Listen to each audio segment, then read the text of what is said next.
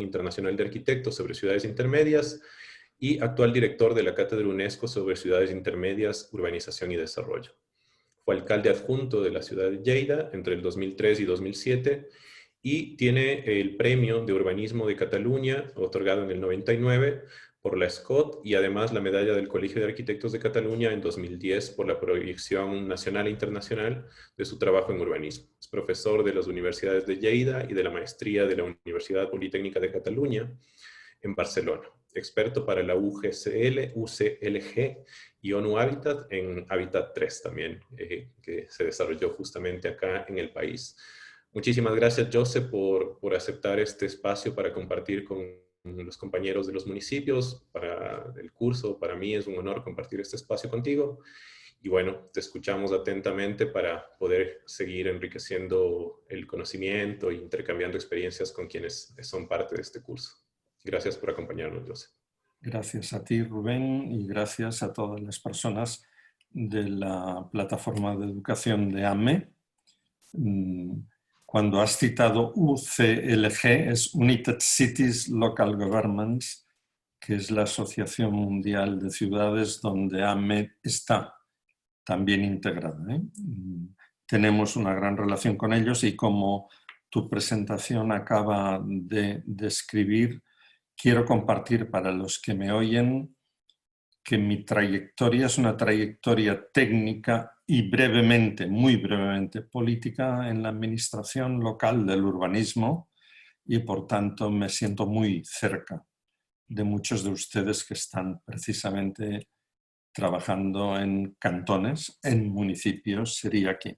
Hoy les voy a explicar el título de esta presentación, Contenidos y Criterios. Contenidos en el de un plan urbano o PUCS, Plan de Uso y Gestión del Suelo, según la nomenclatura, la normativa, voy a decir normativa ecuatoriana, para referirme al LOCTUS, reglamento, normas técnicas del Consejo Técnico de Uso y Gestión.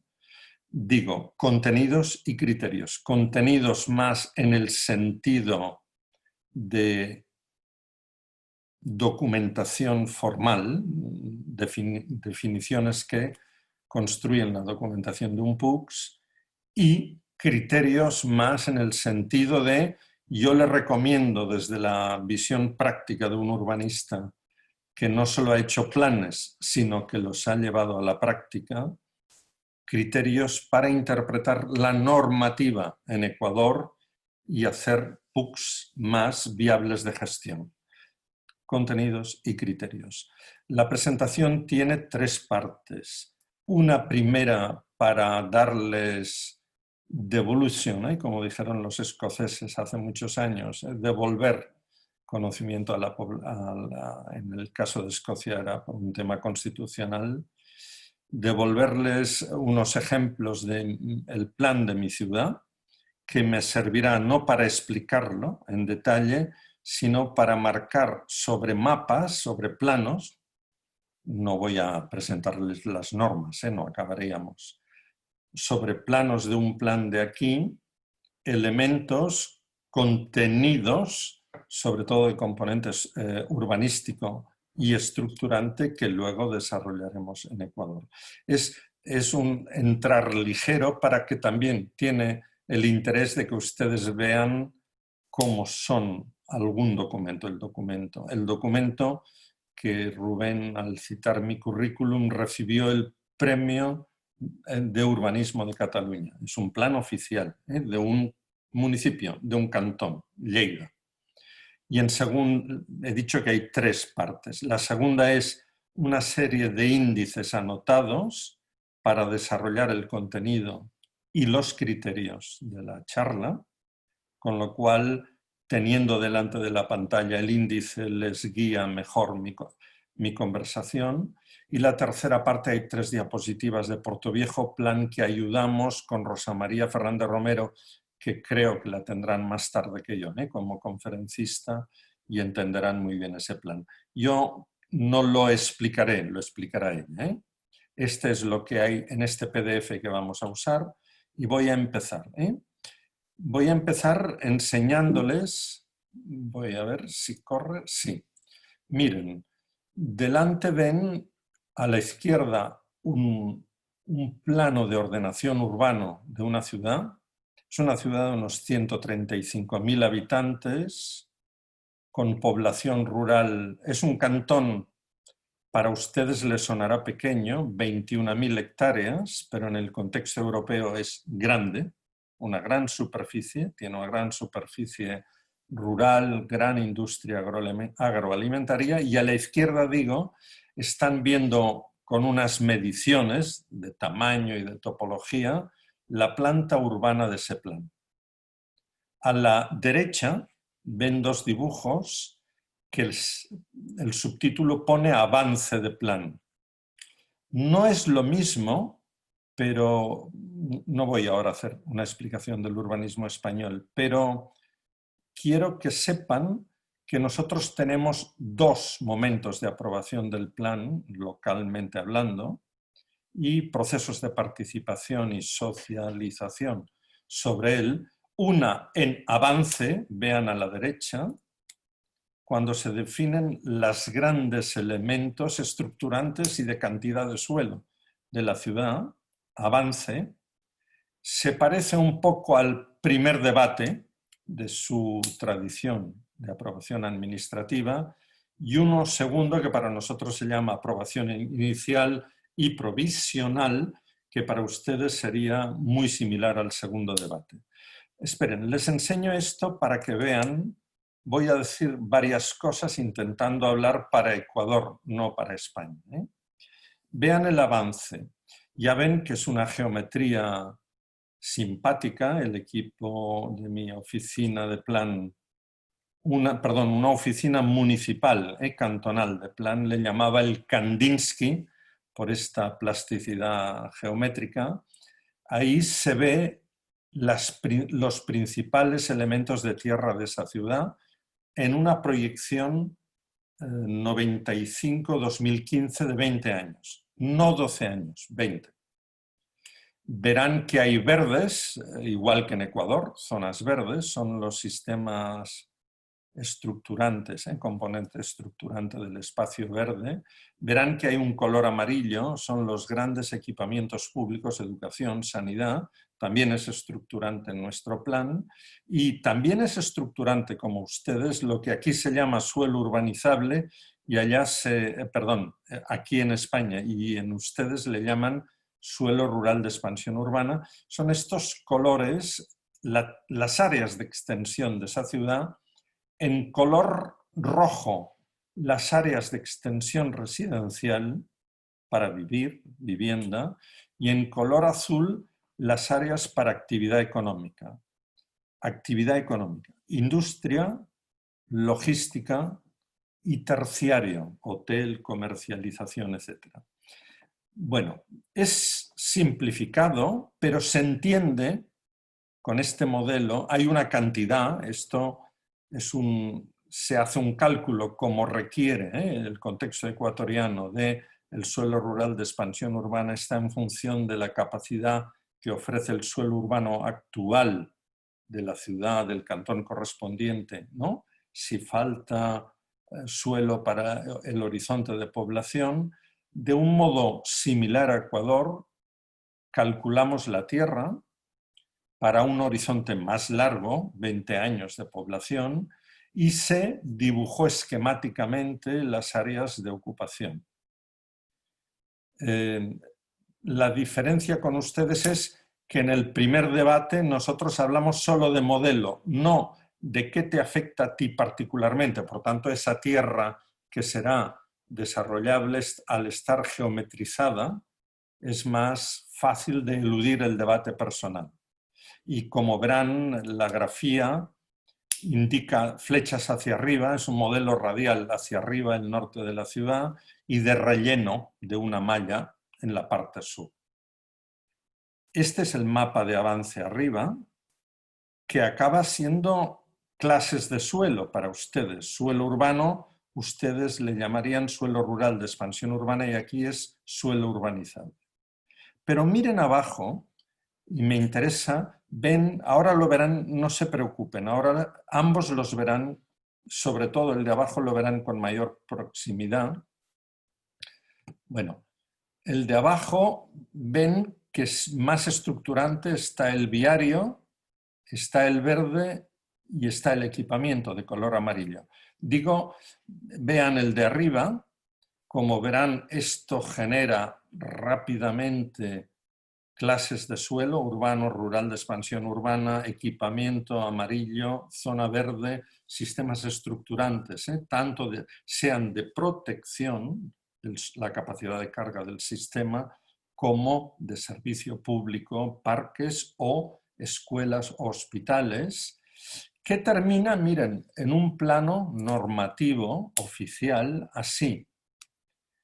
Quiero que esto lo vean, por favor, para entender que se adoptó un estilo que permitiera que la población entendiera del primer al segundo debate dónde estamos, ¿entienden? Es una idea de urbanismo inclusivo, de acompañar fácil con las imágenes del plan a que todo el mundo entienda. Además, luego, como ven aquí en la rotulación, dice que el dibujo que ven es a escala 1 a 25.000, pero cuidado, como está rotulado, creo que pueden ver mi cursor, este es un plan hecho completamente digital con sistema de información geográfica, por tanto hay escalas de representación, pero el detalle es total. Y iba a decir que el equipo joven excelente de trabajo que yo tuve, me decían, pero director, ¿por qué solo 4 colores?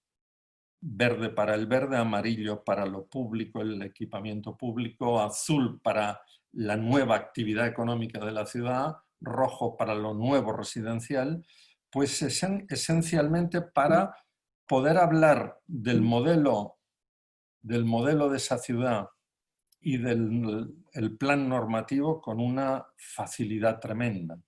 ¿Comprenden?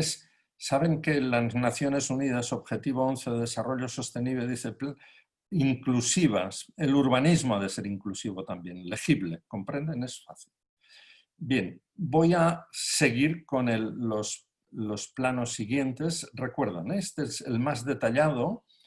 Tiene los componentes estructurantes, he dicho, de vialidad, es evidente.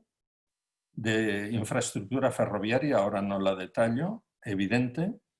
El tema del equipamiento de color amarillo, las grandes piezas y las escuelas, todo, y el verde también. Pero verán que hay algunas vías que son tramadas con un color porque se les trata como ejes, vean abajo, ejes cívicos y de accesibilidad, es decir, son vías importantes para que todo el mundo pueda moverse sin barreras y poder ir a todas partes. Y luego hay unas flechas que dicen, hay unos proyectos claves. Les enseño esto por 2 cosas. Primero, para relacionarme con Ecuador y hablar de componentes estructurantes de un plan, pero para añadir algo más. Un plan nadie le prohíbe que diga qué proyectos son los claves. Vamos a ver, ustedes tienen plan de desarrollo y ordenación territorial, tienen un programa de trabajo y de gobierno con una lista de proyectos. Relacionar bien ambos planes, PDOT o Plan de Desarrollo Colombiano, que solo es una lista de proyectos, nosotros, que no lo exige la ley, lo hicimos igualmente. Quien lee este plano de mi ciudad sabe que hay unos proyectos urbanos claves y fíjense, de ellos hay 5 que son estratégicos, que durante 20 años se ha de intentar desarrollar.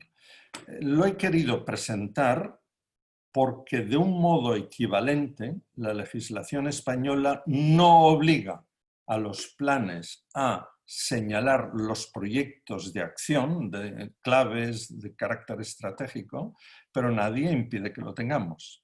Lo ven, ¿eh? El plano anterior era detallista, el plano presente significa que hay que rehabilitar el centro histórico, el número 2 que hay que convertir en un parque el río que pasa por en medio de la ciudad, El número 3, cuidado, hay que colocar bien las estaciones del tren de alta velocidad. El número 4 dice, el antiguo cuartel militar lo convertiremos en parque científico y tecnológico. Y el número 5 dice, la vieja carretera, el eje de la CN2, Carretera Nacional 2, en Ecuador le llamaríais E15 o E12 o E2, ¿no? Deberá ser convertida en una vía urbana para cruzarla y unir partes de la ciudad. Les he querido enseñar esto porque me permite avanzar un poco. Esto que ven se parecería a lo que un PUCS de Ecuador debe llegar a tener. Están viendo la ordenación detallada de todo el suelo urbano, pero también de todo el suelo rural.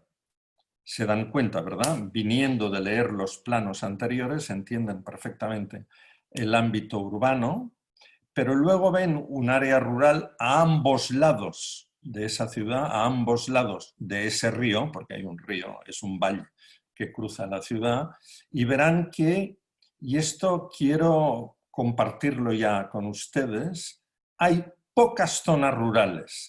Miren, a la derecha hay la lista de todas las zonas, perdonen, zona, luego volveré sobre este concepto, zoning, zona, unidad de zona. Digo, a la derecha ven una lista muy larga, yo no la leo, ustedes tampoco, no se preocupen, pero ven que hay unas flechas que dice, este apartado son clases de suelo, urbano, urbanizable rural, de expansión urbana rural, se parece a lo de ustedes. Luego dice sistemas, verde, vialidad, equipamiento, hay todos esos. Luego dice, uy, me equivoqué al rotular, suelo urbano, no, urbano y rural de expansión urbana. Y abajo dice protecciones y planeamiento. Luego me explico sobre esto. Ahora, ven que también el suelo rural, como debe ser, ahora ya hago un criterio, en Ecuador los PUCs deben ordenar el suelo rural con un grado y con un estilo de PUCs, de plan urbano, digamos. Lo diré mejor, de plan urbanístico, urbanismo aplicado al rural, no de plan urbanístico aplicado al urbano. Y en este caso ven que hay...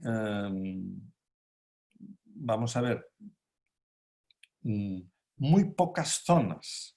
Fíjense, miren de abajo arriba, desde ese verde oscuro al lado de la palabra planeamiento, son grandes sistemas a proteger porque son unas estepas áridas donde hay unos pájaros, unos pajaritos que en Europa les encanta verlos, somos territorio árido, nosotros el sur de Europa, y si no los ven en Lleida ya tienen que irse a los desiertos a verlos, y es tanto el área verde oscura como la carmín son áreas de protección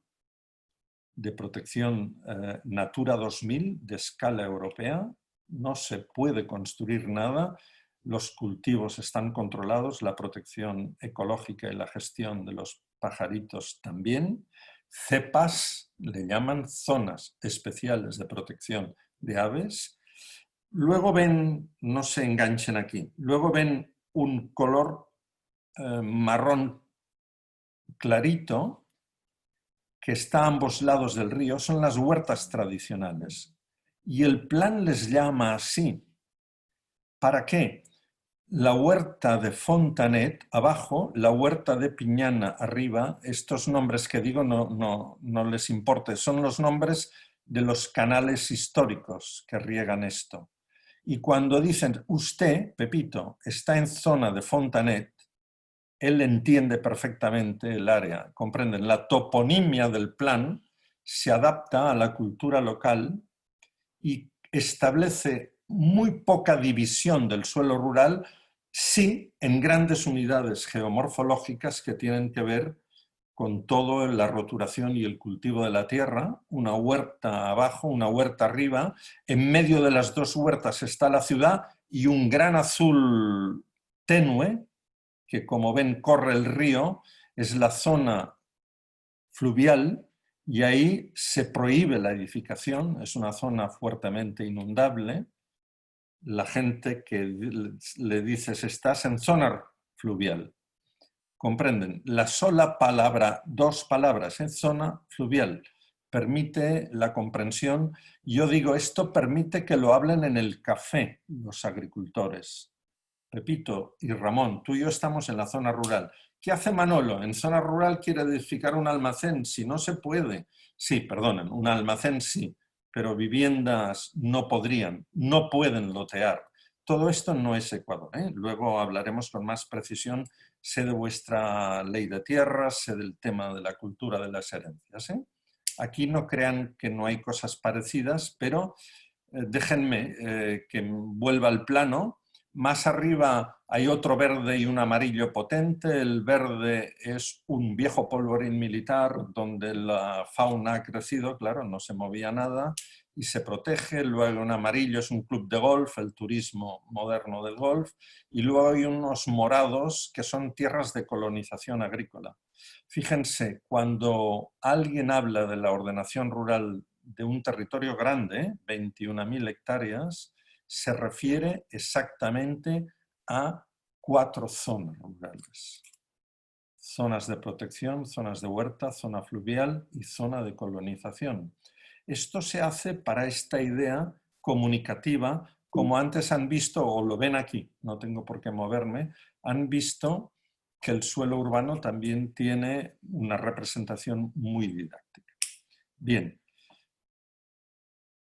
Miremos un momento la leyenda. Como en Ecuador hay clases de suelo, urbano, consolidado o no, urbanizable, que es el suelo rural de expansión, y el rural. Como en Ecuador hay sistemas, es decir, componentes estructurantes del plan verde, vialidad, equipamientos y también infraestructuras.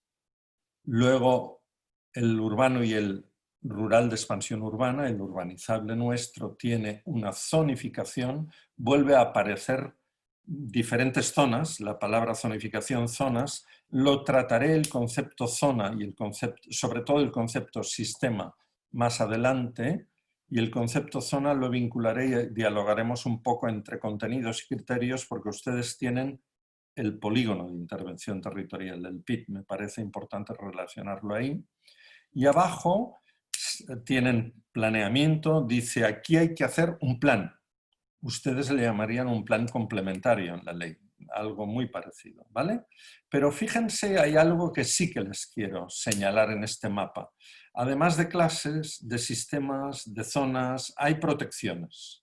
Miren, en el suelo rural, cuando un camino se tiene que ensanchar para que en el futuro pueda recorrer los camiones y los tractores y las personas que van andando y en bicicleta, no lo calificamos como la vialidad urbana, objeto directamente de expropiación o cesión, sino que utilizamos servidumbres.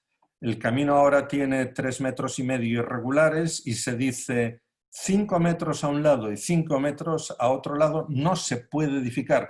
Usted propietario es propietario de ese suelo, tiene la servidumbre de protección para no edificar para el ensanchamiento. Por favor, tomen nota porque es un escenario que en los PUCs de Ecuador, el suelo rural, que es muchísimo más grande que en el contexto europeo, muy importante en Ecuador, sus suelos rurales, no lo van a expropiar todo, sino que tendrán que colocar servidumbres. Servidumbres de este tipo o algunas, ven que hay dibujitos más detallados en medio de la zona rural. Se refiere a áreas específicas de protección arqueológica o a zonas verdes de tamaño más pequeño, comunitario, o algún amarillo que son equipamientos de servicios a la población rural. No me meto más adentro. He querido señalar las protecciones, el uso de la servidumbre, limitaciones a la propiedad, pero no expropiación de la propiedad, para ofrecerles una idea de gestión más tranquila, menos dura del suelo rural. Y vamos a continuar. A ver si me deja el... Y vamos a entrar ahora en la segunda parte, visto este ejemplo que es lejano para ustedes, pero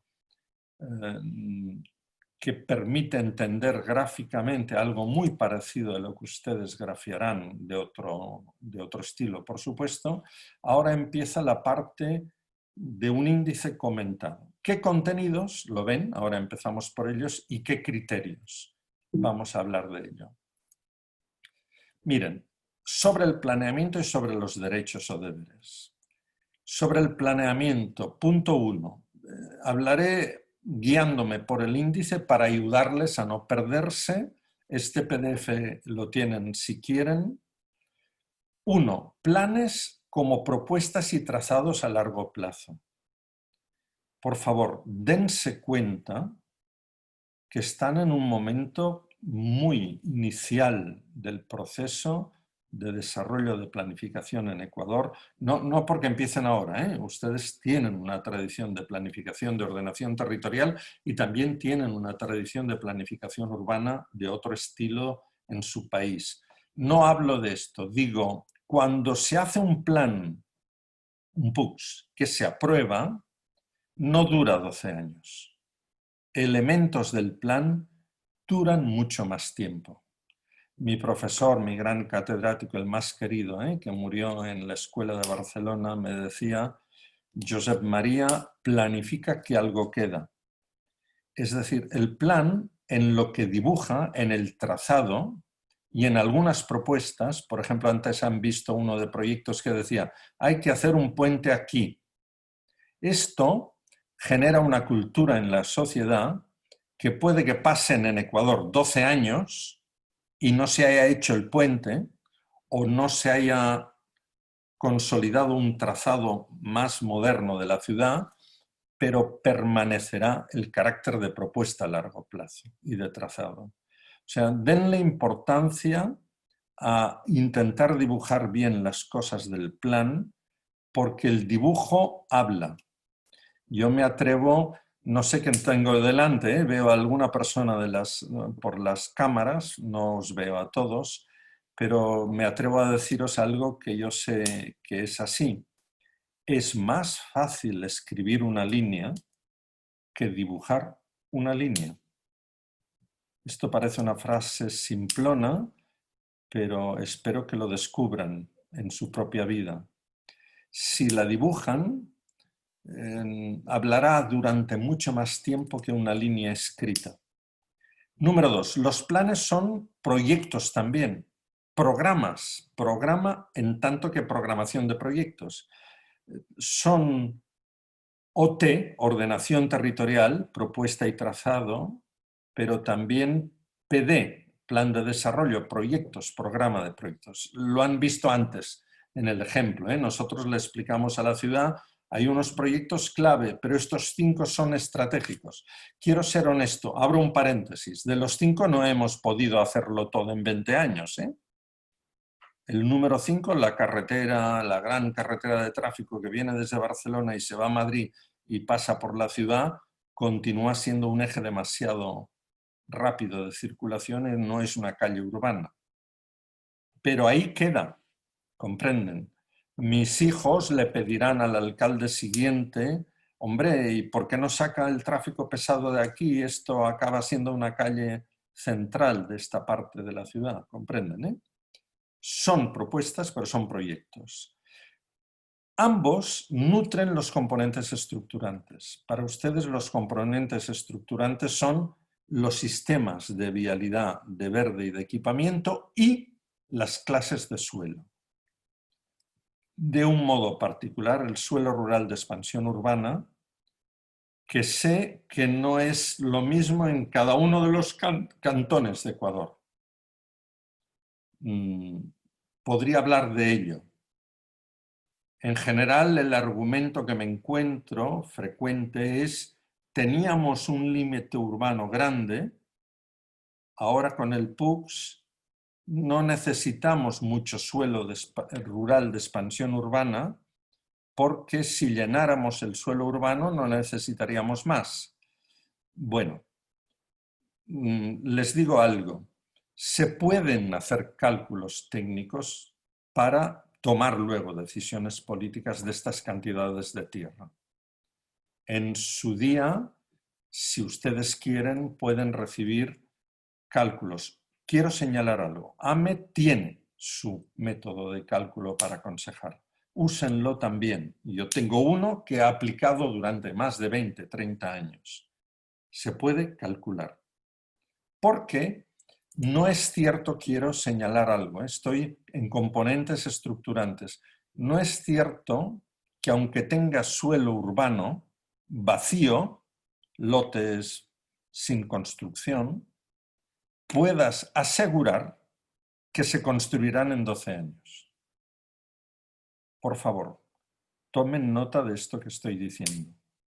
Nadie les puede asegurar, y hay que hacer un cálculo de cuántos sí, cuántos no, con hipótesis y con conocimiento de las características locales particulares, frase del artículo 10 del Reglamento Ecuatoriano de la LOCTUS, características locales particulares, hay que hacer un cálculo para saber eso, pero es evidente que aunque haya el suelo disponible, no hay mecanismos de gestión que obliguen a construcción. Por tanto, calcular el suelo urbano, lo que ofrece y si falta o no rural, se puede hacer. Son componentes estructurantes los sistemas y las clases de suelo. Sobre los sistemas, volveré sobre ellos al hablar de estándares. Repito, generalmente son los verdes, los viales estructurantes de la estructura de esa ciudad y territorio urbano y rural, los equipamientos y las infraestructuras. Todos ellos, los sistemas, volveré a hablar de ellos, pueden tener estándares y estos estándares pueden ser de cantidad o de calidad. Hablo luego de ello. Esto es lo estructurante. Lo estructurante se apoya mucho en el PDOT, pero va más allá, va a un grado de detalle. Miren los planos que han visto antes del ejemplo de mi ciudad. El plano urbano, el PUCS, urbano y rural, tiene un grado de detalle en el dibujo que supera, ustedes podrían decir, aterriza el PDOT con un grado de precisión mayor. Número 4, componentes urbanísticos. Es el resto de instrumentos, de parámetros, de elementos técnicos que regulan el uso y la gestión del suelo. El uso, su intensidad, su edificabilidad. Los componentes urbanísticos son menos permanentes o menos invariantes que los estructurantes. Si no he leído mal, creo que los componentes estructurantes ustedes los han de mantener 12 años, mientras que los urbanísticos podrían revisarlos cada 4 en el momento que accede un nuevo equipo de gobierno municipal. Ahora bien, número 5. ¿Qué es la escala intermedia en el urbanismo? Miren, cuando la tradición de trabajo en urbanística de Ecuador viene de PDOTs, la escala es tan grande que la línea que se dibuja no tiene la precisión de un proyecto. ¿Se han fijado antes cuando yo he dibujado en mi plan el puente va aquí? El PDOT puede decir, hay un puente prioritario que una el barrio A con el barrio C, pero a lo mejor no tiene la precisión de colocar un puente entre esas dos calles de ambos lados del río.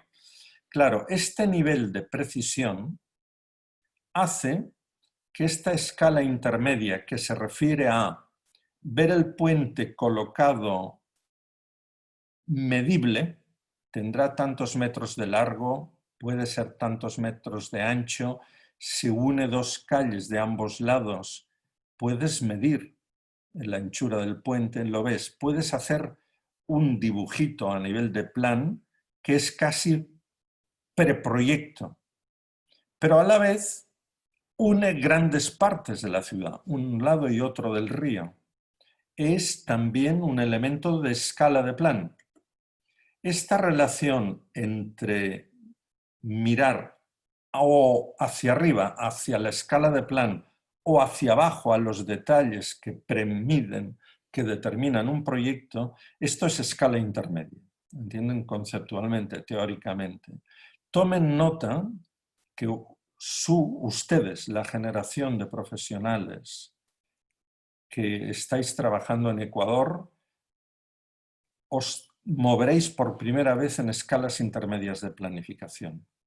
Entre el nivel de un plan, la escala de plan y la escala de proyecto. Esto es bastante interesante. Los PUCs le darán a vuestros cantones una precisión muchísimo mayor. Esto en los conceptos de planeamiento. Claro, los planes al dibujar esto es vial o plaza y esto es lote, parcela con un aprovechamiento determinado, regulan indirectamente el derecho de propiedad. El derecho a edificar o aprovechamiento. Les pido que lean algún día el artículo 8 de su ley. Es un artículo muy singular. Se parece, no me digan a la ley española, no es verdad. Se parece a las leyes inglesas de los años 60, leyes muy progresistas inglesas. El derecho a edificar, dice vuestra ley, lo da el plan. Bienvenido sea, comprenden. El plan otorga valor a los lotes. Yo luego les diré, bienvenido sea generar valor mediante un plan. Incluso más, generar riqueza, hablaremos de ello. El derecho a edificar, artículo 8, viene del plan.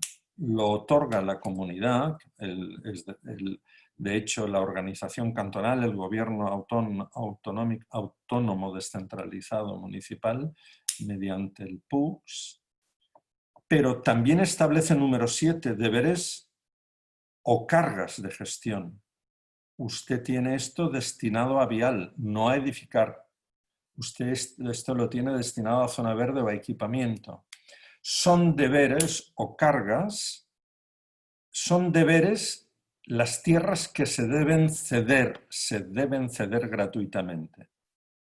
En Ecuador esto se relaciona de un modo directo con el 4.2.4 del COTAT. Hablaremos de ello un poco. Estos son deberes, pero son cargas, perdonen, está aquí. Perdón, los deberes son principios teóricos o jurídicos. Usted debe ceder gratuitamente lo que dice la ley, lo que el PUCS dice en virtud de la ley o lo que establece el COTAT. Ahora, se convierten número 8 y número 9 en cargas cuando se dibuja, cuando se establece exactamente. En este lote le pasará un trozo por delante a una calle que es el 20% del lote. El deber de ceder gratuitamente los viales se convierte en una carga del 20% de ese suelo. Y también no olviden que es un tema difícil, pero claro, en la ley y en el COTAT, 4.2.4 del COTAT, 4.7.0 del COTAT y los artículos sucesivos, que también hay que pagar los costes de urbanización. Digo que es claro en la ley y en el COTAT y digo que es difícil. Luego, si me permiten, volveré a explicar por qué esto es difícil. Quien les habla lo he aplicado en la realidad de mi vida varias veces y hoy Europa y hoy España es un país con factores de desarrollo avanzado, pero en los años 74, 77, 79, en que yo empecé a trabajar en urbanismo en el área metropolitana de Barcelona o en mi municipio o cantón de Lleida, mucha gente decía, no quiero ceder, usted debe ceder por ley. No quiero pagar la urbanización porque no me salen los números. ¿Entienden? No crean que no sé de esto, sé mucho de esto y repito, acepto que no es fácil y podemos hablar con mayor precisión de cómo hacerlo más fácil. He hablado del 6, del 7, el 8 y el 9 son el 7 transformados en cargas más concretas Y el 10, ustedes tienen además la figura de cesión onerosa del derecho a edificar, porque si el derecho a edificar te lo da el PUCS, artículo 8 de la ley, y lo establece con una cantidad que se llama edificabilidad básica, sobre su lote vamos a poner este ejemplo. Usted puede edificar 1 metro cuadrado por cada metro cuadrado. Esto es una edificabilidad. Si el PUCS, por normas, le permite poder llegar hasta 2 metros cuadrados, metro cuadrado, se puede instrumentar que el metro cuadrado de exceso, de 1 a 2 va 1, 1 más, ese metro cuadrado podría ser objeto de cesión onerosa del derecho a edificar. Quiero ser educado y también expresar honestamente mi opinión. Es posible en ciudades más grandes y en espacios donde la urbanización genera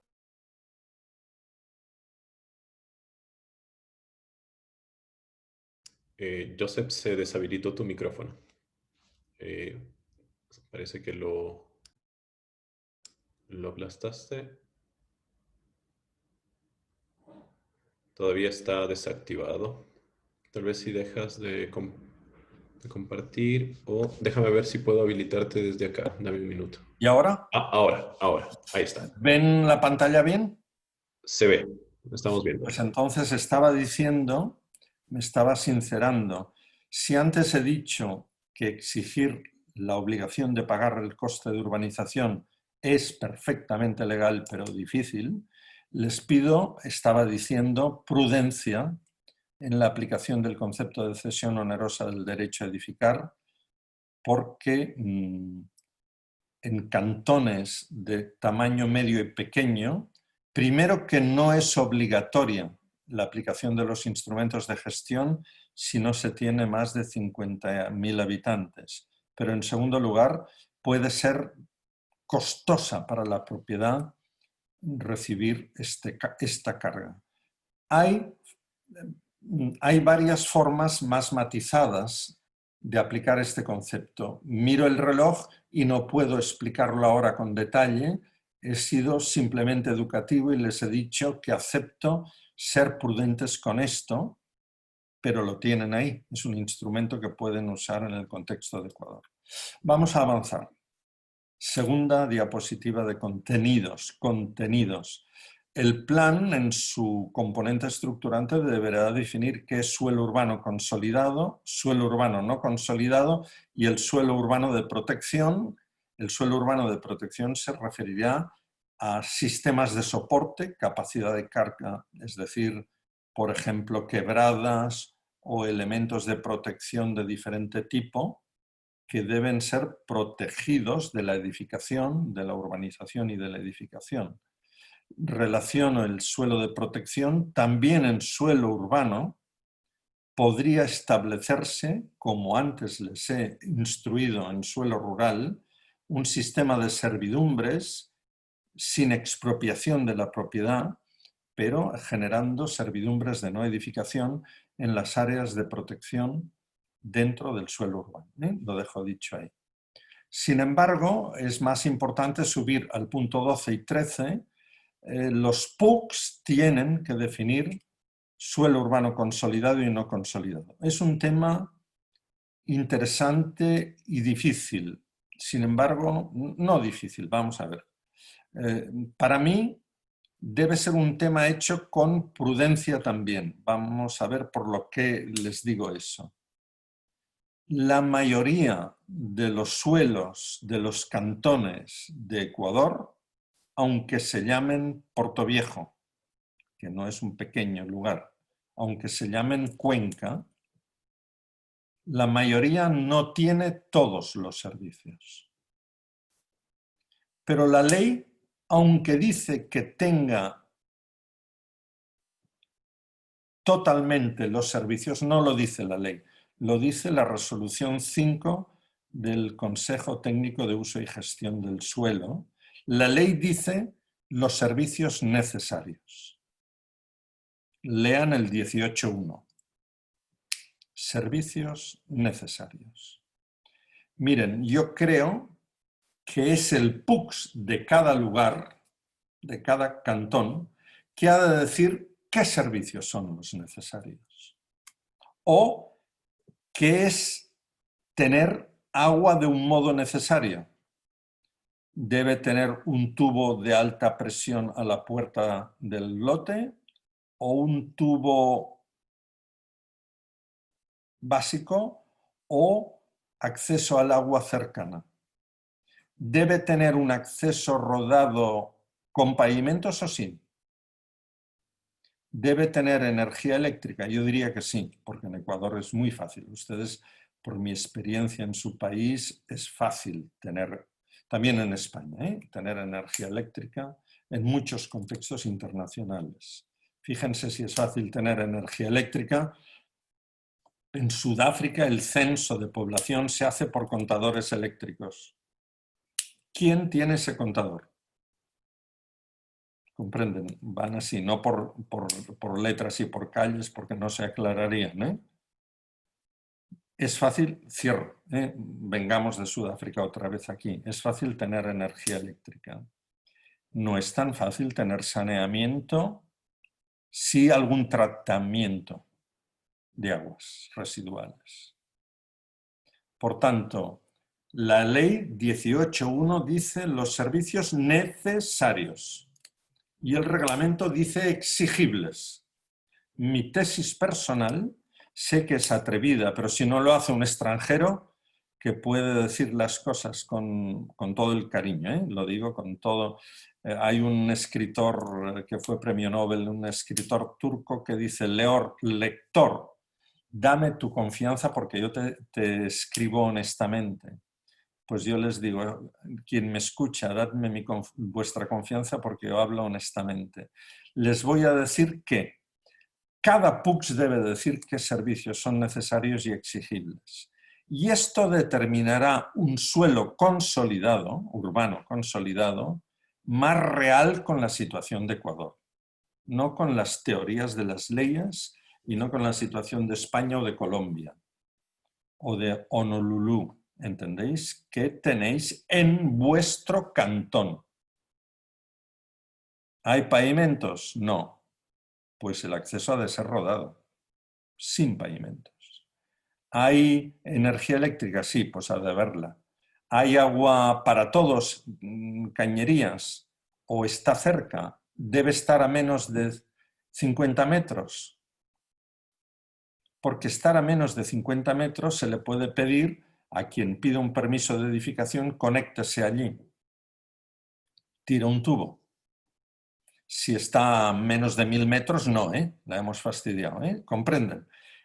Mi tesis es, cada PUCS tiene una responsabilidad técnica que debe ser no teórica, sino práctica, cultural, adaptada a la realidad, características locales particulares, artículo 10 del reglamento de la LOCTUS.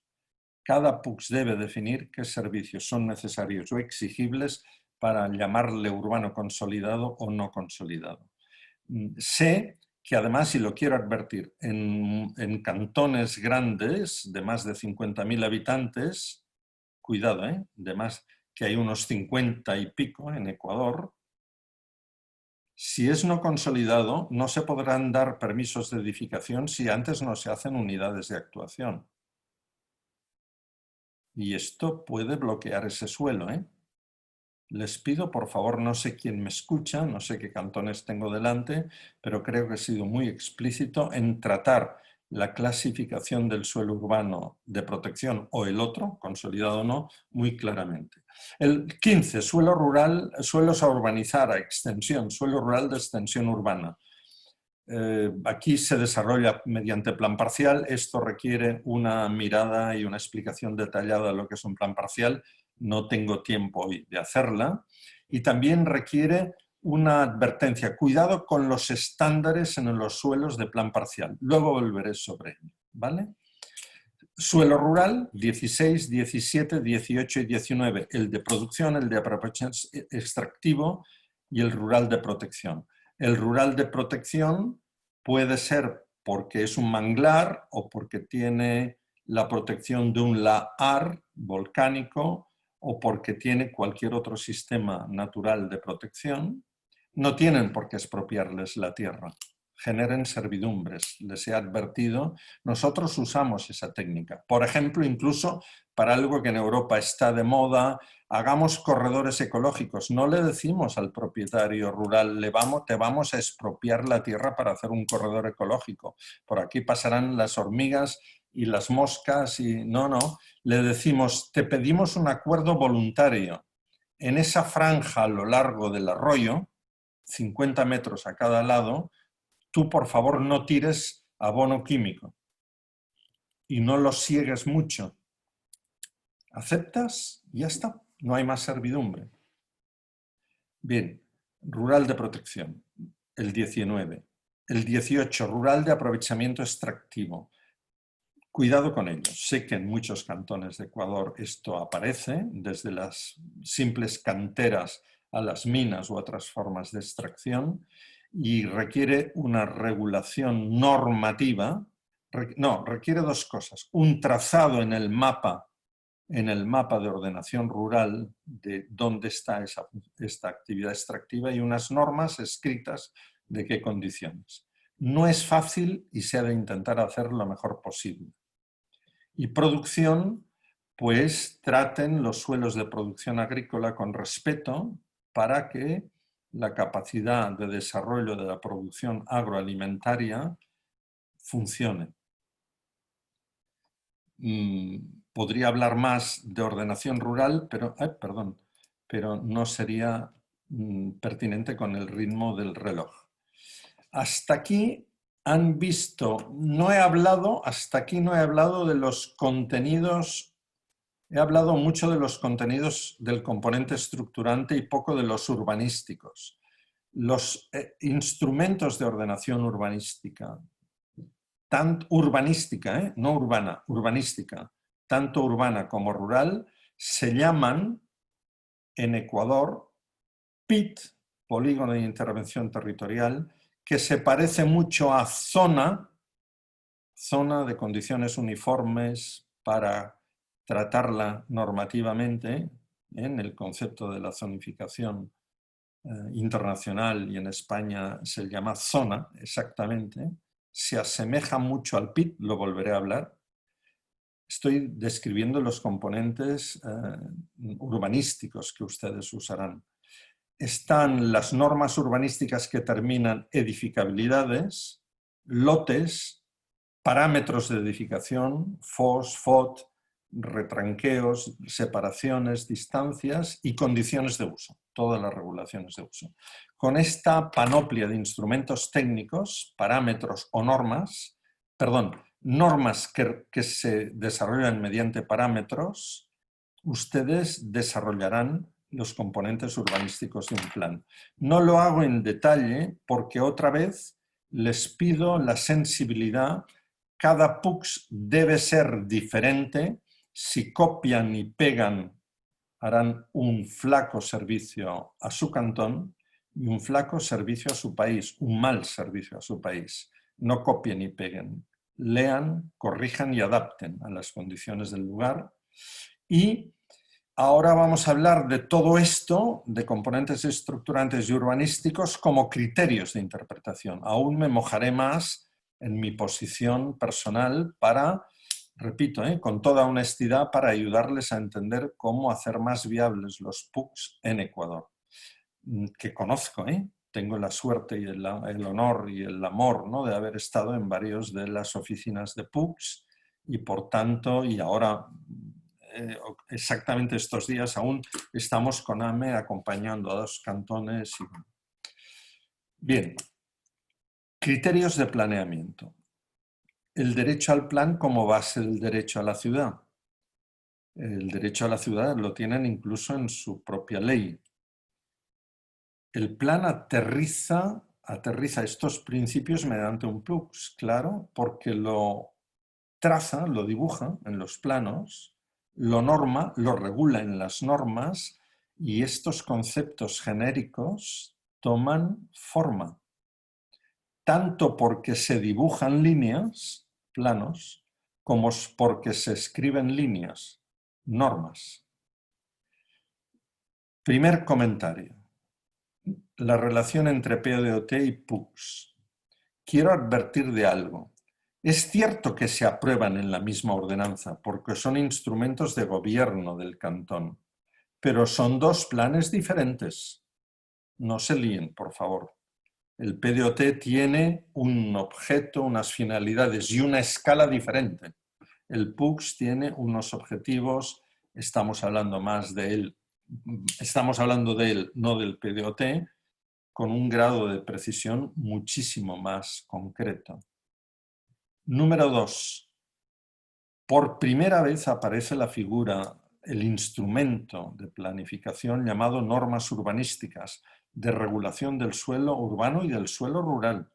El PUCs debe regular, ordenar, regular, tratar tanto el suelo urbano como el suelo rural. No es el PDOT. El PDOT establecerá categorías y las normas urbanísticas del PUCs, categorías de suelo rural, quería decir, o de ordenación territorial, COT, y el PUCs lo aterrizará mediante normas a un grado de detalle mucho más grande. Puedo llegar a hablar con más precisión de esto. 3. El plan de desarrollo, que es una parte del del PDOT, es revisable cada 4 años, como en Colombia, como en otros países del mundo, como en Marruecos. En muchos países tienen esta figura. De hecho, algunos componentes de proyectos, pero también los componentes urbanísticos, se ha aclarado en la norma técnica número 5, resolución 5 del Consejo Técnico de Uso y Gestión de Suelo, que componentes urbanísticos pueden revisarse cada 4 años. Es el punto 3. El punto 4, el PUCs, sin embargo, en lo estructurante debe ser más estable.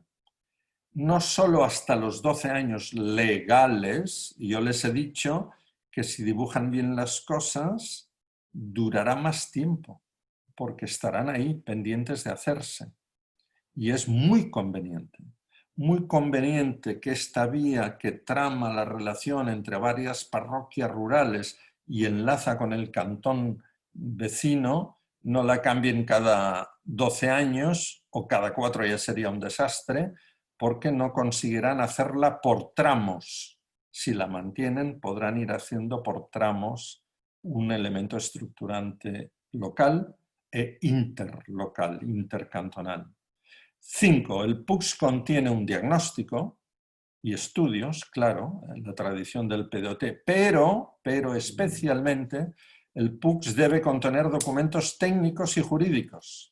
El PUCs es una ley local y debe tener una memoria general donde explica por qué se hacen determinadas cosas, pero debe tener normas urbanísticas que tienen el carácter de ley, de articulado de ley local, y debe tener planos de información, pero también planos normativos de ordenación, que pueden también programar, que también pueden programar obras. Acelero porque veo que si no me comeré el tiempo. Vamos a ver, criterios de planeamiento. Vayan a lo blanco de la pantalla. Los componentes estructurantes determinan la dimensión física, el espacio y normativo de un PUCs. Pero puede haber criterios de cálculo. Vamos a ver, los principales componentes estructurantes son los sistemas. ¿Cuánta cantidad de equipamiento, cuánta cantidad de verde debemos reservar en este cantón en un horizonte de 12 años? Puede haber hay criterios técnicos para calcular los estándares. Les recomiendo que sean prudentes. Es el punto 6. El punto 7 es otra cosa. Hay criterios que vienen de las condiciones legales, el 424 del COTAT, que establecen qué porcentajes de estándares de verde y de vialidad y de equipamiento deben cederse gratuitamente. Vamos a combinar las dos cosas y les voy a decir rápidamente lo siguiente. Para verde y equipamiento, para vialidad también y para infraestructuras pueden haber estándares cuantitativos y cualitativos. Los cualitativos son criterios que priorizan que funcionen bien esos sistemas. Vamos a decir algo. En la vialidad es más importante que los tramos que hayan conecten entre sí. Conectividad, es más importante que hayan muchos viales, ¿comprenden? No es tan importante la cantidad, es más importante la conexión, la conectividad. En las infraestructuras no es importante la cantidad, es que las reglas de servicio de funcionamiento de una red de telecomunicaciones funcionen. No que hayan 33.000 postes de antenas, sino que los que hayan permitan las conexiones adecuadamente. Ahora, en zona verde y en equipamiento, las reglas son diferentes pero también cuantitativas. Ha de haber unos metros cuadrados estándar cuantitativo necesario para que haya una cantidad de zona verde suficiente para todos.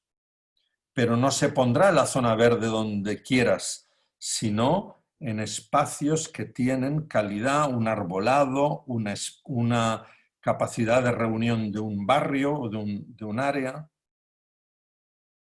En equipamiento también habrá un estándar cuantitativo, tantos metros cuadrados por habitante, pero será más determinante no el espacio arbolado, sino que se coloquen los equipamientos a unas distancias o radios de servicio mejores para la población. ¿Lo ven? Estoy combinando estándares cuantitativos y cualitativos. Hay escrito recomendaciones sobre todo esto. Si alguien las quisiera, las podemos encontrar y distribuir. Por tanto, los componentes estructurantes principales que son los sistemas se definen por estándares, pero también por el 424 del COTAT. Hoy, viendo el reloj, solo se lo recuerdo y no lo trabajo a fondo porque lo podríamos hacer. Sé que es de cesión obligatoria y gratuita como máximo el 35% de la superficie del área útil de urbanización y que un 15% es para equipamiento y verde, parece que un 20% para vialidad, pero no dice exactamente así. Dice que un 15% para equipamiento y verde. Y dice algo más, como mínimo siempre la mitad, el 7,5% para verde. Por tanto, las dos reglas reales, que realmente son rígidas en el COTAT, en 424, es que un 7,5% siempre deberá ser como mínimo en cualquier loteo, en cualquier plan parcial, en cualquier actuación urbanística para verde, y que como máximo será de cesión obligatoria y gratuita un 35%. Miren la parte blanca. Los componentes urbanísticos por debajo de los estructurantes aterrizan el PDOT porque norman y trazan, norman y dibujan, escriben y dibujan el plan. Esto ustedes lo hacen a través de una figura que es el polígono de intervención territorial, los tratamientos y los parámetros, edificabilidades en condiciones de edificación, FOS, FOT, COS, coeficientes de ocupación, perdón, FOS, FOT es argentino, factor de ocupación, COT es ecuatoriano, y retranqueos, lotes mínimos, etc. Ahora, señalo aquí que el PIT se deben pensar como áreas homogéneas, pero llámenles, cuando tengan estas áreas estudiadas, intenten dibujarlos y establecerlos con criterios de toponimia y de morfología.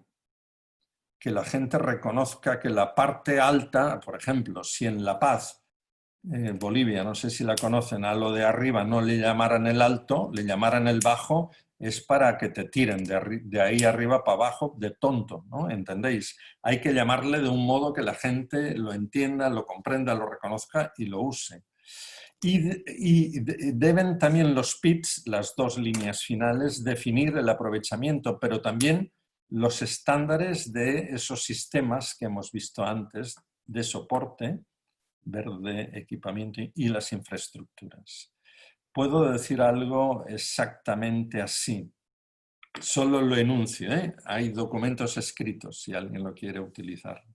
Miren, los estándares, tantos metros cuadrados de verde por habitante, tantos metros cuadrados por equipamiento, miren mis dedos, se pueden calcular de dos modos. O pit a pit, poligonalmente, o agregadamente para toda la ciudad. Quien quiera entrar en detalle en esto, le ayudaremos. Pero, cuidado, hay tratamientos, no hablaré yo de ello. Artículo 4 de la ley, norma técnica, reglamento, todos describen tratamientos. Yo les quiero hacer ver uno especial. El tratamiento adicional. Artículo 42 de la LOCTUS. Los gobiernos autónomos descentralizados, municipales, metropolitanos podrán establecer tratamientos adicionales que consideren necesarios en función de sus características territoriales de conformidad. Por favor, sean conscientes de esto. Es posible que se encuentren en situaciones que requieran un tratamiento adicional diferente. Por ejemplo, yo les ofreceré luego uno, le llamaré tratamiento adicional de urbanización gradual, le dedicaré un poco de tiempo, pero voy acelerando porque si no me comeré todo el tiempo ahí.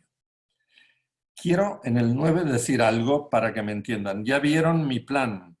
Entre el primer paso que ustedes pueden llamarle primer debate y el segundo debate, aprovechen ese tiempo de socialización y de participación para mejorar el PUCS. No se crean que hecho una vez y ya está terminado. Lo que dirán las personas con sus ilusiones de mejorar cosas o las personas con sus intereses de hacer algo, ¿comprenden? Deben escucharlo, pensarlo, darle una solución técnica y tomar con los políticos una decisión política. Mejoren sus PUCs y aprovechen el tiempo entre el primer y segundo debate. Voy a intentar pasar la siguiente pantalla. No hablaré hoy de gestión, lo siento, ¿eh? Ahí lo tienen. Creo que usaría demasiado tiempo. Sí que les diré algo muy particular, muy exacto. Pocos cantones de Ecuador deben aplicarse a entender la nueva nomenclatura de los instrumentos de gestión que la ley les ha dado. Bienvenidos sean, por cierto. Llegará un día que llegarán a los cantones pequeños. No tienen por qué aplicarlos obligatoriamente, pero la LOCTOS no les prohíbe que en algún caso los usen. Por tanto, no hablaré de reajuste, de intervención inmobiliaria, puntos suspensivos, no. Bancos de tierra, etc. No hablaré. Pero sí que les quiero decir que la estrategia esencial para cualquier cantón de Ecuador para aumentar la calidad de vida de toda la población, disminuir las desigualdades, generar un poco de riqueza económica y que ésta entre en el presupuesto del cantón para hacer más cosas, esto se puede hacer con PUCs. Sin PUCs, no. No se dejen engañar. Sin una planificación bien hecha, quiere decir no muy teórica, no leyendo libros solamente, sino aplicándola bien al caso local particular, a las características locales particulares, ustedes pueden conseguir obtener cesiones de suelo. Si no lo obtienen por cesión, lo pagarán con dinero público. Y cuando se paga con dinero público, pagan todos, del cantón, el rico y los más pobres, que son mayoría, ¿eh? Ceder es más justo, ceder lo justo, lo obligatorio, lo que dice el COTAT, si quieren. Es más igualitario y reduce desigualdad que pagar un vial con expropiación, porque pagan todos. Tercero, ceder de un modo que se obtenga suelo de vialidad mejor que suelo de equipamiento, porque yo prefiero que los equipamientos no te los den a trocitos por aquí y por allí, sino donde tú los pongas, que la escuela quede bien puesta en un sitio que puedan llegar muchos niños fácilmente. Aumentar, estoy diciendo, la superficie de cesiones de vialidad, de acuerdo con el límite máximo del 35% de cesión gratuita. Puede representar también una aplicación mejor de las contribuciones especiales de mejora para terminar la urbanización. Y esto son ingresos adicionales para el presupuesto del COTAT. Perdón, del GAT. Tener buenas cesiones es más igualitario, ahorra dinero al presupuesto porque no hay que pagar la tierra para hacer algunas áreas verdes, pero sobre todo los viales. Tener viales y urbanizarlos con contribuciones de mejoras da ingresos al cantón, al GAT, y eso refuerza, junto con el predial, es determinante que un cantón pueda incorporar mediante la gestión tranquila, legal, tradicional en Ecuador del PUCS, no solo reducir la inequidad y las desigualdades, sino ingresar algunos dineros más en el presupuesto municipal. De un modo particular, si la evaluación, los evalúos bianuales del catastro toman en cuenta las mejoras que produce el plan, sin duda ustedes tienen la oportunidad, mediante contribuciones especiales de mejora y mediante el catastro, de aumentar los recursos económicos de los cantones. No hablo también de recuperar plusvalías, que es posible. No hablo aún de utilizar cesión onerosa, que en algunos cantones es posible. En el caso de Portoviejo les explicará Rosa María el próximo día la aplicación de esta fórmula tradicional de gestión que dio unos resultados tremendos. Yo solo enseño los dibujos de Portoviejo, no digo nada. Quiero decir solo esto. Fíjense la ficha del polígono de intervención territorial, cómo concentra aquí todos los componentes urbanísticos de ordenación, edificabilidad, regulación de uso, retranqueos, lote mínimo, etc. Perdonen, he usado demasiado tiempo hablando, yo no tengo prisa, Rubén, medid un poco vosotros, si hay alguna pregunta o comentario. Muchas gracias, Joseph. No, muchas gracias por la presentación muy clara y La era saco de la necesario. pantalla para que me vean. Vale. Y me parece que era necesario este tiempo que te has tomado, así que no te preocupes porque creo que ha sido de mucha utilidad. La verdad, en el chat, bueno, surgieron algunas preguntas más de orden, digamos, ¿qué diríamos? Procedimental, Sí. que técnico específico, que se han ido resolviendo de alguna medida a partir de comentarios de los mismos compañeros. De todas formas, quiero hacer mención a lo que de alguna forma salió ahí. Y lo otro que haré es más bien invitarles a quienes tengan comentarios, inquietudes, preguntas o cualquier observación, que las hagan ahora o, digamos, lo activen. Rubén, yo me ofrezco Ujú. a atender preguntas concretas vía mail.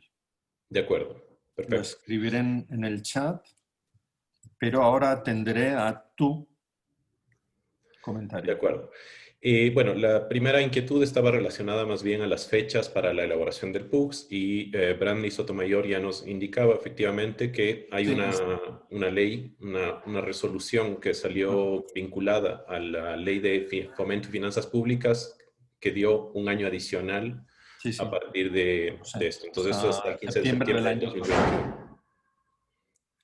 Sí, efectivamente. Y lo que nos pregunta Brandley, y esto sí es para ti, Joseph, quizá, ¿cuál es el equipo técnico recomendado para elaborar un PUCS para un municipio de 21.000 habitantes? No sé si quieres igual. Sí, puedo responder. ¿Respondo?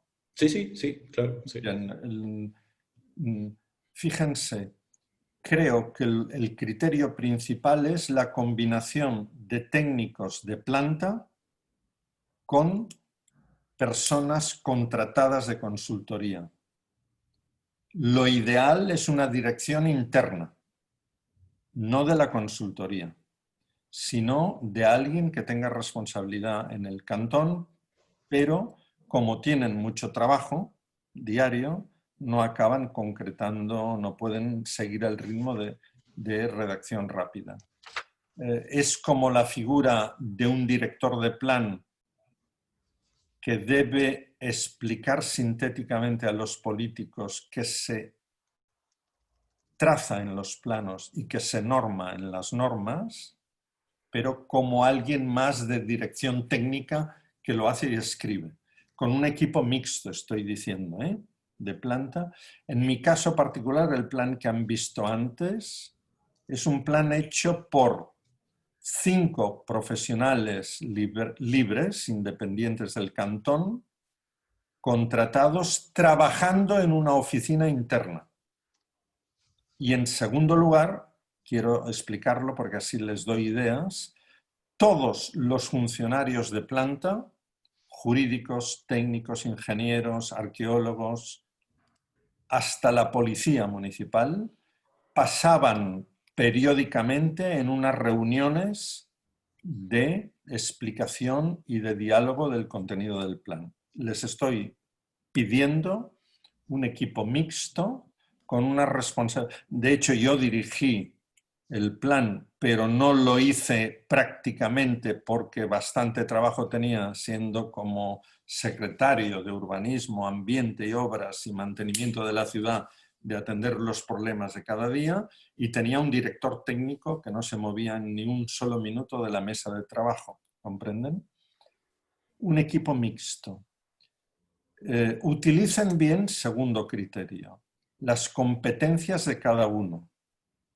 Hay geógrafos que analizan muy bien la información y la procesan, que hagan memoria y componentes de información de estándares, pero que dibuje quien sabe dibujar. Si es un geógrafo que dibuja bien, bien, pero es mejor arquitectos o, en su caso, ingenieros civiles. Y por último, que hayan personas de perfil jurídico. Geografía, arquitectos en el centro, ingenieros civiles al lado, menos que los que acabo de decir, y alguien de perfil jurídico. En los cantones más pequeños, Adriana Lucero, veo, ahora ya estoy pudiendo leer el chat. Sí, los temas de Ustedes cómo manejar. deben tratar desde el nombre que le dan a las cosas, al PIT. No me le llamen al PIT, PIT número 14B, sino PIT de, yo qué sé, del Lucero, ¿entiendes? Ahora hago broma con tu apellido. Si en ese cantón hay un barrio que se llama Lucero o yo qué sé, Buenavista, llámenle a las cosas por el nombre que la población entiende. ¿Y qué condiciones de edificabilidad? Pues miren, traten bien 2 cosas. Primero, el tamaño del lote mínimo. Mi recomendación es reduzcan el tamaño de los lotes para tener más, fíjense, no diré densificación del suelo urbano, sino intensificación del uso urbano. Habrá más viviendas cerca, dará también indirectamente una mayor densidad, pero densificación suena a edificios altos y a un estilo de gran ciudad. Y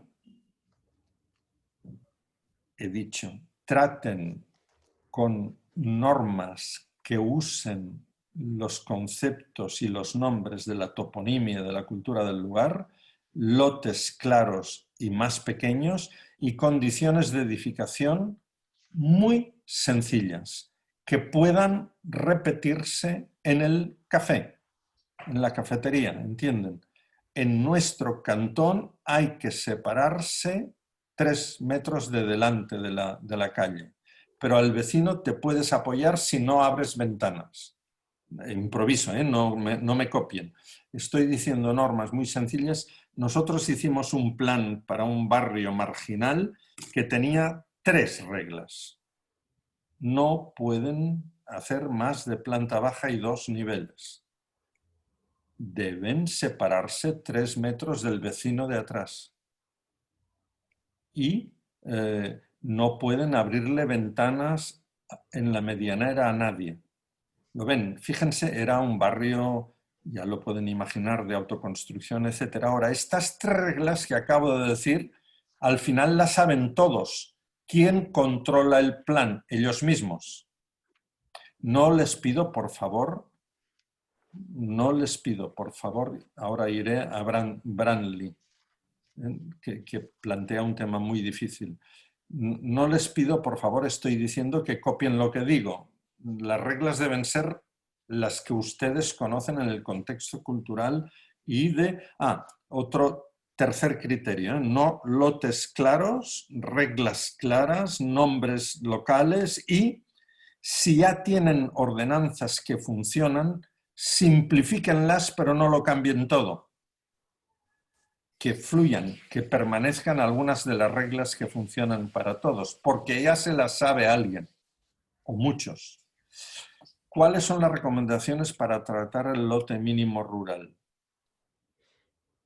Yo creo que en Ecuador, voy a hablar, este es un tema muy difícil, unidades productivas familiares. No se aplican.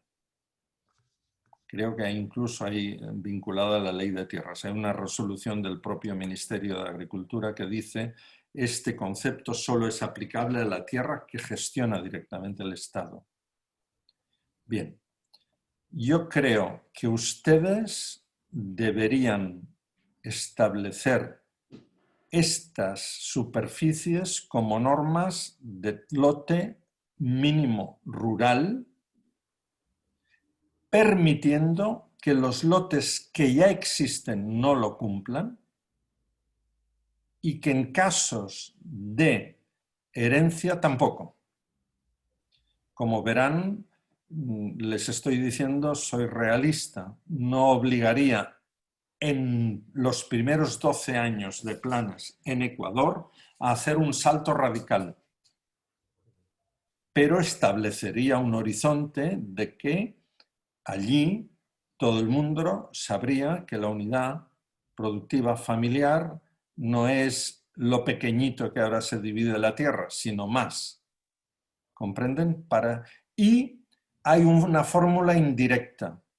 Determinados usos se pueden permitir en lotes preexistentes o más pequeños, fruto de herencia, pero determinados usos ya no.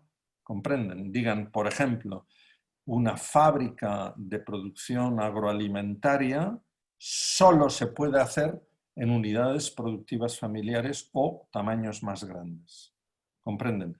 Digan no con los usos a lo que supone una división de la tierra. De hecho, yo creo que la división del suelo rural es excesivamente frecuente con unidades demasiado pequeñas en el contexto ecuatoriano, pero me han escuchado, no les pido que lo cambien radicalmente. Y en las comunidades indígenas, alguien dice por ahí, hablen con ellos, establezcan reglas, porque sé que en algunas hay un estatuto propio de autonomía. Si me están hablando de esto, se puede establecer con ellos hablando unas reglas aceptadas. Para mí lo importante es que sean pocas reglas claras que se puedan explicar a tu abuela y hablar entre dos en el bar. El suelo rural ha de tener pocas reglas y son lotes mínimos lo más similares o iguales a las unidades productivas familiares, excepto lo preexistente y la división por herencias, usos permitidos sí o no, claridad en los usos que se permiten y en los que no se permiten, no se puede autorizar. Que lo construyen fuera de la autorización, ustedes verán cuáles las reglas de juego políticas, culturales, administrativas, técnicas, pero dejen claro lo que sí se puede y lo que no se puede hacer. Y Jacqueline Rivera, haces aparecer, hay mucho suelo vacante, sí. La tasa de crecimiento es baja. ¿Qué digo al límite urbano? Se puede calcular, vamos a ver, se puede calcular con hipótesis difíciles cuánto suelo urbano vacante, este 80%, se puede llegar a construir en 12 años. Yo les aseguro que la hipótesis se parece más al 10% que al 50%. Les reto a que me contradigan. Es muy difícil, no hay ninguna ley en ningún lugar del mundo que diga que se puede obligar a construir a alguien. Sí que hay la declaración de edificación preferente, pero este es un trámite burocrático que en cantones pequeños no se tiene por qué aplicar. Artículo 56 me parece de la ley. Pero además, aunque se tuviera que aplicar, es muy complicado. Es decir, si la tierra no se construye en ciudades medias o grandes, no se construye porque está especulando, quien tiene dinero para especular, tiene dinero para tener abogados y batallar contra normas que lo obliguen a construir. Esta es la experiencia española. Nos ha sido muy ineficiente el registro de solares de edificación forzosa que se parece al instrumento que tiene la Loctus ecuatoriana. No confíen en ello. Entonces, en el cantón de Santa Rosa tenemos un excesivo fraccionamiento de suelo. Sí, en todos en general. El 80% está vacante, pero no lo vas a poder edificar a tu deseo, sino algunos lotes se edificarán. Que no pase que lleguen nuevas familias y tengan que comprar solamente los lotes existentes porque hemos reducido mucho el límite urbano, porque les pedirán precios más altos. Prefiero mantener un límite urbano más amplio y cobrar contribución predial. ¿Comprenden? Un modo didáctico de hacer ver usted tiene, como ustedes dicen, engordando un lote, es que pague cada año algo de predial, porque al menos contribuye a gestionar los servicios de todos. ¿Comprenden? No me vengan con el discurso hay que reducir los límites, que sí que sé que en Ecuador los límites urbanos son grandes. Cuidado, sí que propongo que lo reduzcan los límites urbanos o que no amplíen suelo rural de expansión urbana si en el perímetro de la parroquia o de la cabecera cantonal hay tierra productiva agrícola que está ocupada por eso, por límite urbano o por suelo rural de expansión. Ahí sí que sean prudentes, por favor, y si hay una tierra productiva que además se cultiva, que da una rentabilidad para esas familias, exclúyanlo. Pero si es una tierra yerma o ya loteada, que no se cultiva, prefiero que sobren lotes a que falten. Si faltan lotes, el precio de los lotes existentes subirá y esto va en contra de los más pobres. El patrimonio arquitectónico y cultural, Iván, ¿cómo se trata? En la Amazonía 10 hectáreas, no sé, chico, en la Amazonía, luego iré al patrimonio, Denise, no sé, lo ves, yo no puedo hablar con precisión, me parece grande, pero yo he dicho, fíjate, voy a decirte lo que pienso, de acuerdo, 10 hectáreas para la nueva organización de la tierra, pero lo que hay antes se acepta, aunque sea más pequeño, y si es por herencia familiar, también más pequeño. Esta es mi fórmula, que debería ser una fórmula de transición durante 12 años de aplicar estos PUCs de este modo y en el horizonte de 12 años cambiar.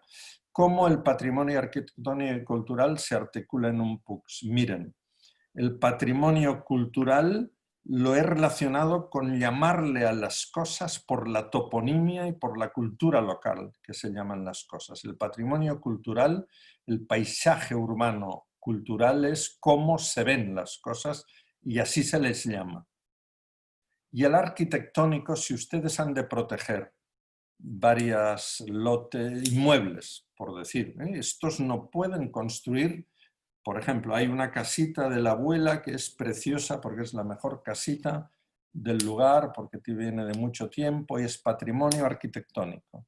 Y la casita de la abuela solo puede hacer 0,5 metros cuadrados por metro cuadrado y ustedes permiten como edificabilidad básica 1. La casita de la abuela pierde 0,5. Permítanle que se lo venda a alguien. Es la cesión onerosa al revés. Esto en Portugal, en Brasil, ustedes han copiado en la ley ecuatoriana media parte de Brasil. Cesión onerosa en Brasil se llama solo criado, porque para hacer techo hay que crear suelo, ¿entienden? Por eso le llaman así, pero no han copiado transferencia onerosa del derecho a edificación.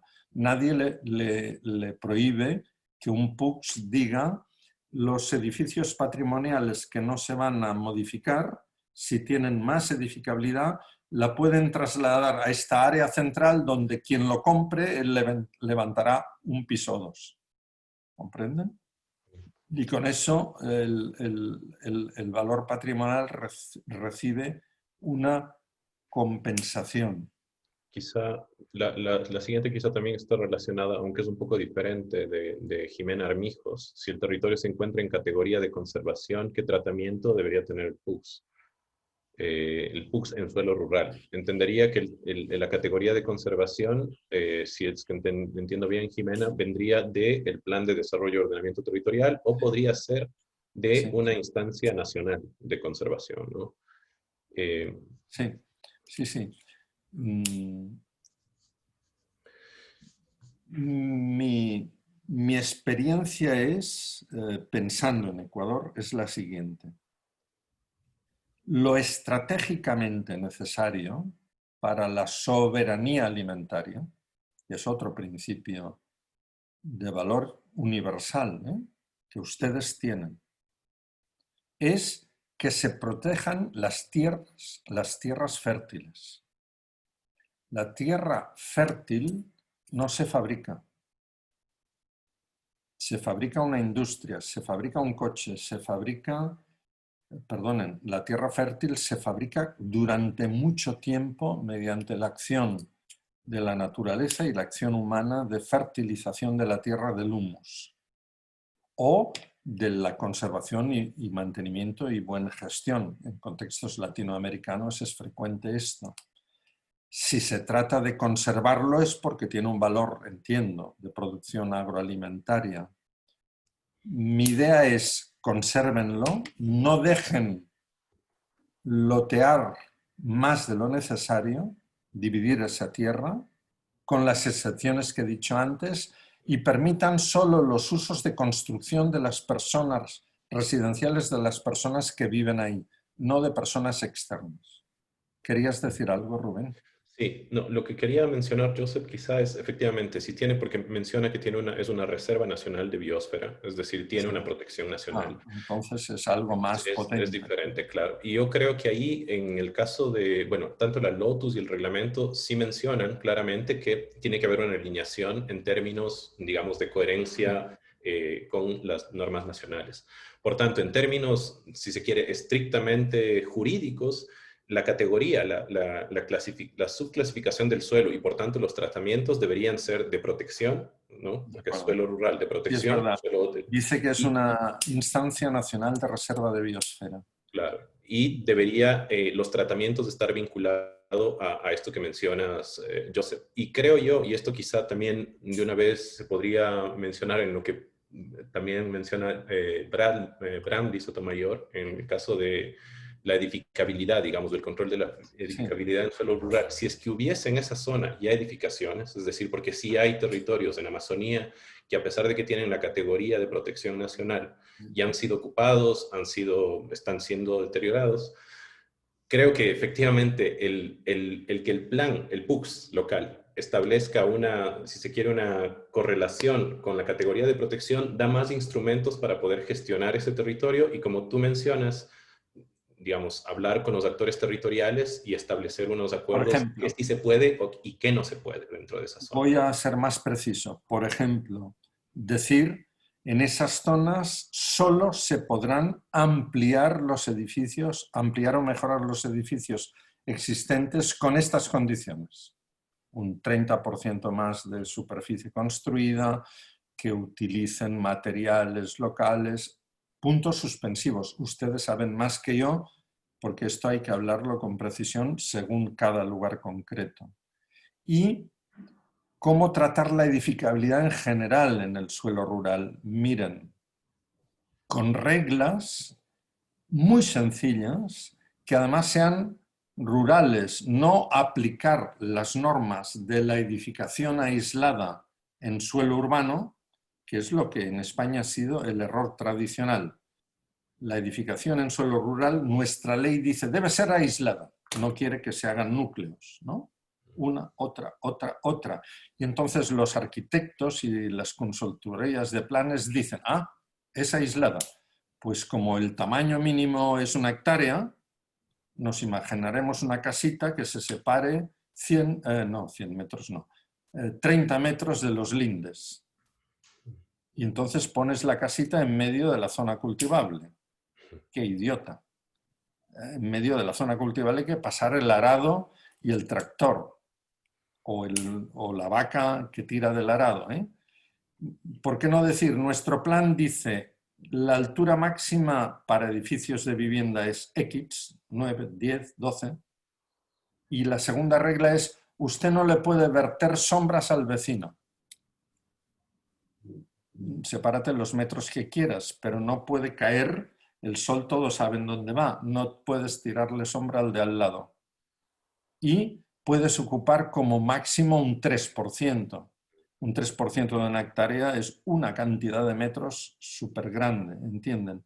Cuidado, porque si esto lo aplican sobre un loteo de herencia, no saldrá nada, ¿entienden? Es decir, la edificabilidad de tener en cuenta el tamaño de los lotes rurales donde se está aplicando, reglas muy sencillas, altura máxima, un criterio de separación, que puede ser el que os digo otro muy parecido con los vecinos, para que ellos lo sepan y puedan hablar, se lo puedan decir unos a otros.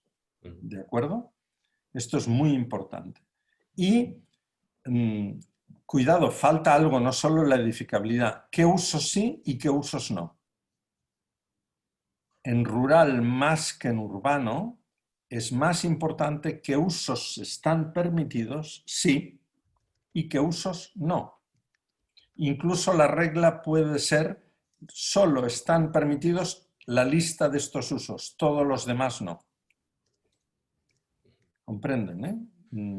También esta lista puede ser lo más universal posible, por ejemplo, permitir viviendas de quien vive en lo rural, almacenes o instalaciones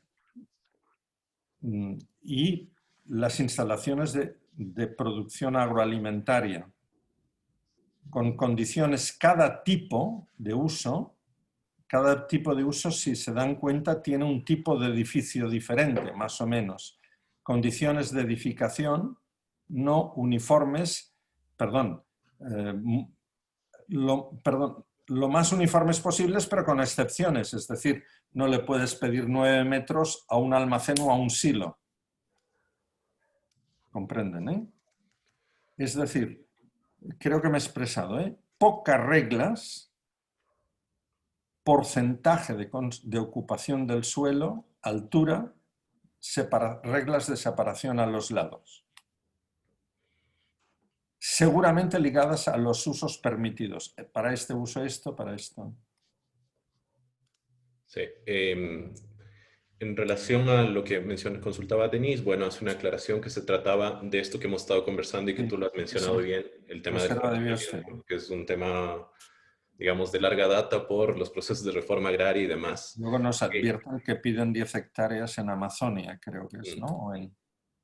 Que es muy grande, ¿no? Yo lo que creo, Joseph, en general, porque está relacionado quizá también a lo que menciona Félix más adelante, y creo que tú has dado varias pistas sobre esto, y es que, digamos, el plan de uso y gestión de suelo y lo que establezca el plan de uso y gestión de suelo tiene que responder de forma muy específica al contexto y al territorio en el cual se planifica. Por ¿Vale? favor, Entonces, por favor. Artículo 10 entonces, del reglamento, léanlo. ajá, entonces, Características locales particulares. yo creería que en todos los casos, el estudiar detenidamente cuál es el nivel de fraccionamiento que ha tenido el suelo rural, ver qué tipo de conflictividad podría generar digamos, un estándar que va a generar conflicto social, y más bien tratar de encontrar puntos medios que habiliten, que le den viabilidad, digamos, a lo que se proponga normativamente, creo que podría ser una solución. Y en También relación a lo sería, que plantea, sí, sigue. perdón, no, termina tú, Rubén. No, y lo que mencionaba es que en relación a lo que plantea, la pregunta que plantea Félix, que para zonas urbanizadas dentro de áreas protegidas, que entiendo que sí hay en algunos casos, ¿cuál sería el tratamiento? Yo me animaría a decir, y creo que está en la línea también de lo que tú ya has dicho, creo que el hecho de que el plan local, digamos, ratifique una categoría de protección que está dada por unas condiciones naturales, ambientales o, digamos, por lo que se haya determinado. Y eso es coherente con lo que el municipio identifica, el que se establezca una categoría, una subclasificación de protección y unos tratamientos que pueden ser, según lo que establece la normativa, y tú lo has mencionado también, los que establece la LOTUS o los que el municipio tenga a bien considerar. Entonces, si es que los tratamientos, Tratamiento adicional es el exactamente. concepto. Entonces, si es que los tratamientos que asigna para suelo urbano y rural la LOTUS, que son de conservación y recuperación, permiten al municipio establecer unos aprovechamientos, unas normas generales y básicas que puedan ser fácilmente asimiladas por los actores territoriales, en buena hora y se podrían acoger. Caso contrario, quizá sí se podría establecer un tratamiento que, aunque no esté estipulado en la LOTUS, permita, en función de lo que tú has mencionado, gestionar ese territorio para, digamos, proteger las áreas que están bajo mecanismos de conservación, pero a la vez no generar un conflicto social muy grande, salvo, porque esto también se da, hay territorios en los cuales esos fraccionamientos se han dado sobre tierras comunitarias, de pueblos, nacionalidades, y ahí sí hay elementos que pueden llegar, digamos, inclusive a tener contradicciones constitucionales, porque en la Constitución establece que el suelo indígena, los comunitarios, no se puede fraccionar, no es fraccionable. De acuerdo. Entonces, creo que eso sería como criterio, Joseph, y creo que de alguna forma está en la línea de lo que tú has planteado, que me Estoy de parece acuerdo. válido. Me atrevo a añadir algo para todos, escuchen bien ahora, por favor. Miren, el PUCS, donde es efectivo, donde al dibujar, trazando algo, dibujo, o normar, determinando literalmente con unas normas, edificabilidades, usos, etcétera, es eficiente, es en el suelo urbano y el rural de expansión urbana. No me preocuparía nada, perdonen, ahora voy a ser muy valiente y les voy a hablar con honestidad, que traten como componentes urbanísticos las reglas de edificación en suelo rural. Las reglas de uso y de edificación en suelo rural, si intentan introducir que no se lotee cada vez más la tierra. He dicho, debería ser la unidad mínima, la unidad productiva familiar, con la excepción de que se aceptan los lotes existentes en el catastro rural de ahora y los que se fragmenten por herencia. Esto es suave, ¿entienden? No cierra la puerta completamente.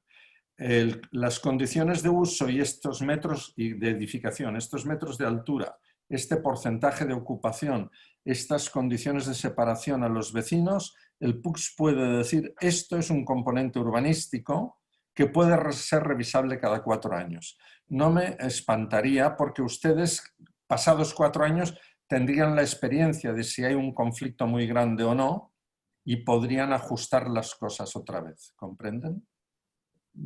Creo que esto ahora es más preciso, mientras que no sería estructurante llamarle suelo rural, esto es, perdón, no sería urbanístico, esto es estructurante, y es estructurante las parcelas mínimas.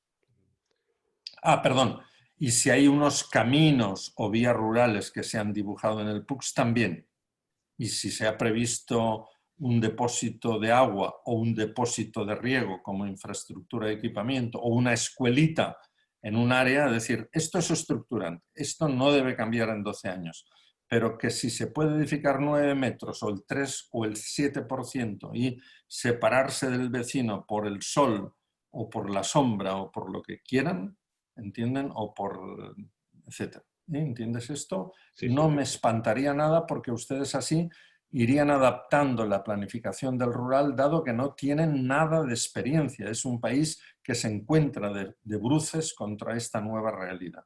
No crean que nosotros hemos acertado, ¿eh? España lleva 50 años de ley y hay historias de errores, de fracasos, de éxitos, hay de todo, ¿eh? Por tanto, no se sientan nerviosos y sobre todo, perdonen, fíjense lo que les digo, pueden jugar a ir gradualmente, ir mejorando el plan. No solamente, como antes les he dicho, entre el primer y segundo debate, sino entre el primer y segundo gobierno los 4 años que vienen. Muchas gracias, Joseph. Muchas gracias. ¿Vale? Yo Les creo envío un que abrazo, es tarde para mí es mucho sí, más tarde que para vamos a ir ustedes. cerrando. Te agradecemos mucho Y, por y la a ti, generosidad, sobre por el todo, tiempo que nos Rubén, has y a dado todos.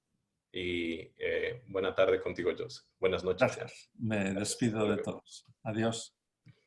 Antes de cerrar, Yo me voy, ¿eh? sí, Joseph, gracias. Solo quería hacer un comentario adicional.